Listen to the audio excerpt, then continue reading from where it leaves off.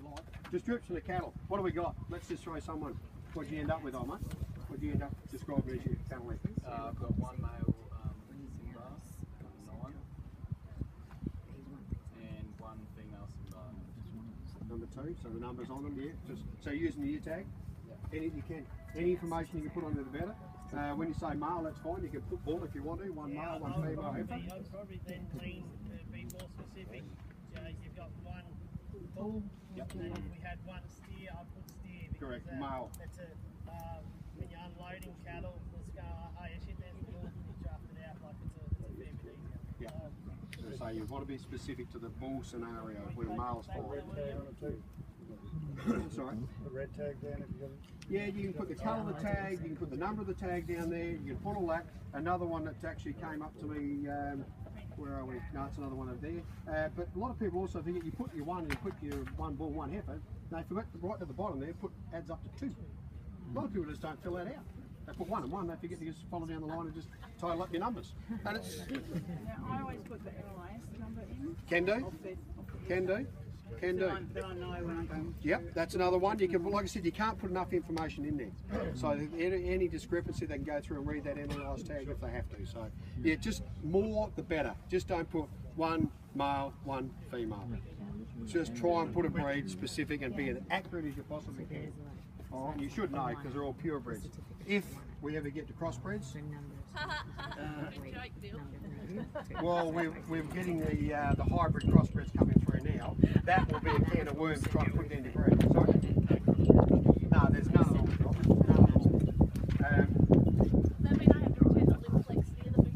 So is everyone happy just with the description? More is better, okay? More is better, as long as it's accurate more. Just don't write stuff down and be warm and fuzzy. Say the red one with the white splash on the left leg with the notch out of it, all this sort of stuff goes on. Just be real specific but be accurate, okay? And the brands and earmarks are pretty important as well if we've got them. Questions there, or we're happy to move? If we go down there, sorry. Lessons over. Quickly now, have any of the catalysts consigned their lives been true with HGPs? Or what's in our regulations for the show? No. That's pretty simple. So tick it. No. Don't say, oh yeah. Have the catalysts consigned their lives been treated on feed containing animal fats? No. Right, pretty much all a no-brainer there, like your tallows and all your animal fats and that type of thing. Should never be fed to cattle as far as. What's the rumen device one? Any of those devices? You know, the white tags they have in their ear, you can actually do them internally. Yep, the rumour they can be put down through the gullet. And no, ones didn't have an NLIS tag, so they must have rumen devices. That's what he told me. That's what Sarah not. They've got rumen devices, haven't they, those two? No worries. Question 3, Scott. Yeah, I'm hearing, I'm not pretending to actually not hear you. Quite correct, that's exactly what they have. Yeah. So has the owner, here we are, stated above, owned these cattle since their birth? No. Yes. All of you getting steer supplied unless you're breeding your own? I think these they are. Yeah, okay. So these cattle in this case would say yes. But You're right and sharp on the fence, sorry. aren't you? But in your case, yes. I know where you're trying to use them more for the description, basically. So therefore, you've got to work out then how long you've had them, but that's self-explanatory. 2 months, 4 months, 6 months. Don't write too much, otherwise you can't bring them. Well, pretty much, yeah. Yeah, so you've done the maths here already. So does everyone understand that scenario? In the past 60 days, byproduct. What do you think's a byproduct? Yeah, all that sort of stuff. That, you know, it's not rumen-based foods. Okay, and that's self-explanatory. Once again, I think it's in the back of the NVD. I reckon there's byproducts. If I remember rightly. Yeah, in the book, in the actual NVD book, or you go on the website. Nowadays, you guys go websites. It's all there. So self-explanatory, but in a lot of your cases, pellets and grain, no-brainer. In the past 6 months, blah, blah, blah, database will place a restriction on the chemical residues. Here's the interesting one with the chemical residues. Like if you're going to spray a paddock and you put cattle out onto that paddock and it's got a withholding period or a residue, you'd have to tick the box, wouldn't you think? But I mean, in your case, yard scenario tied up, you just need to be really aware of where you're placing your cattle, what you're doing with them, where you're holding them in your yard scenarios and what sprays are going on in the vicinity, that type of thing. It's a real management thing. 90% of people would say no. Less chemicals other than Roundup. Pretty much, if you don't look at the chemicals you've been spraying, you just want to ascertain that. But like on most school-based situations, our chemicals are pretty much very very monitored and controlled thing Roundup on only. that. Sorry? Roundup only. Yeah, so we're pretty safe there. So very basic, no, and if yes, you just give your full detail. Once again, any cattle consignment with a withholding period, we've spoken about that before, the terramycin sprays, you know, just look at everything you're going to treat them with. If you've got an antibiotic going in, you don't know, get your vet. Whoever administered it, just look at that can, look at that feed, look at whatever you do. If in doubt, fill it out. All right? Cetragen's one that catches a lot of things. Yep. Yep, that's it, just the spray. Yeah. Yeah, like the sprays, you know, those little purple sprays. And that. Very careful with that You one. think, oh, just on a cup, bang, read it. Before you administered it, read the product before Adelaide show. All right? Yeah, anything you're going to administer to the animal, internally, externally, just read the label before Adelaide show and look at your dates, look at your times. You know, that ringworm one we talked about before. 60 days, consignment, any material in the withholding period, harvested, collected or grazed. E.g., we were talking about that, if you've got a paddock over there and they've sprayed it with whatever else, or they've jumped the fence. Here's a good one, they jumped the fence. We had this one at the show, we went to a show one day and jumped the fence to a crop of peas.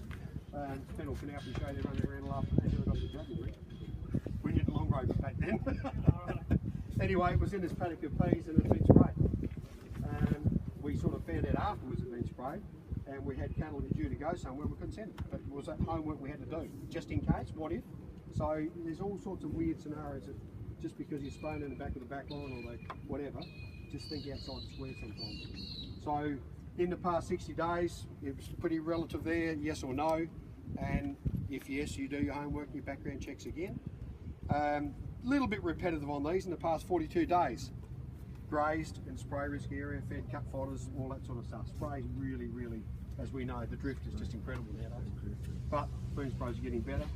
Most schools, as you said, roundup base is about as far as we go. Okay, additional information. Rang up yesterday just to double check on this one. See requirements, explanatory notes for completing this document. Saudi eligible. Does anyone know why we're writing there Saudi eligible, or do you have to? What would be your opinion coming back from Jake? What would he say? What would he want us to do? Because I've got my blokes. It's a good question. Well, I rang yesterday and they said just put it in Saudi eligible. Well, at least then they're covered. It's covered. Even if they don't go up with Sorry? that. Saudi eligible. Yeah. Yeah, well, I don't know if the Russian one's in there, but yeah, good point. They actually told me it's Saudi last week. But you can put Saudi Russian eligible.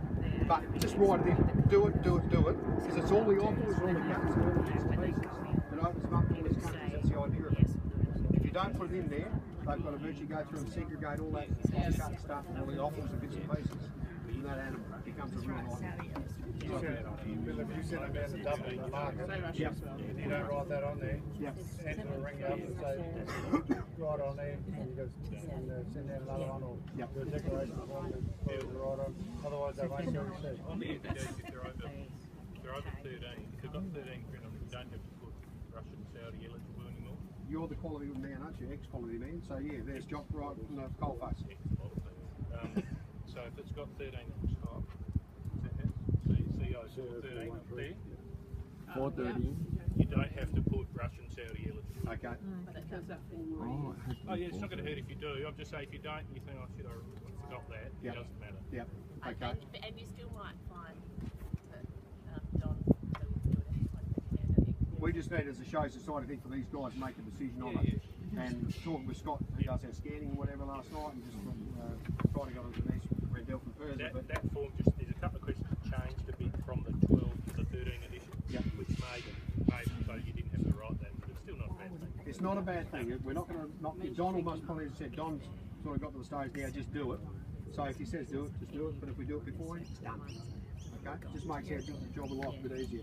Declaration, here you are, you signed your life away.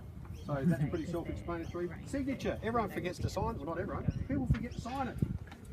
And that's where we, yep, we get stuck with that one. So signature down there, follow it right through. Part B, pretty simple. To be completed. But if you look in there, completion is optional in South Australia and Victoria. It's optional. When we're doing the feedlot, we truck every day. Every single day of the week, we truck cattle out. I'd make the drivers fill it out.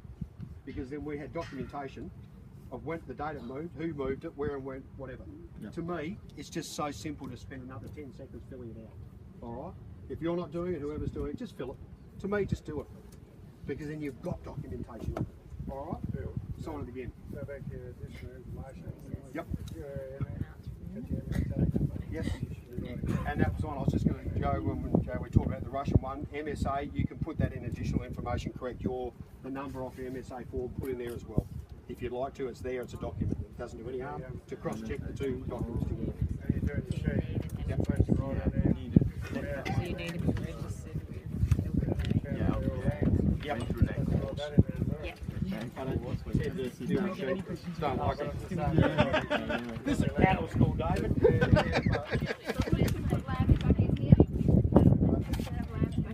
We've discussed that, yep.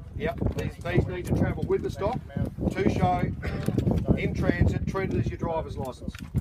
You load yourself, you load your driver's licence, you load your NVD. Do not leave home without it.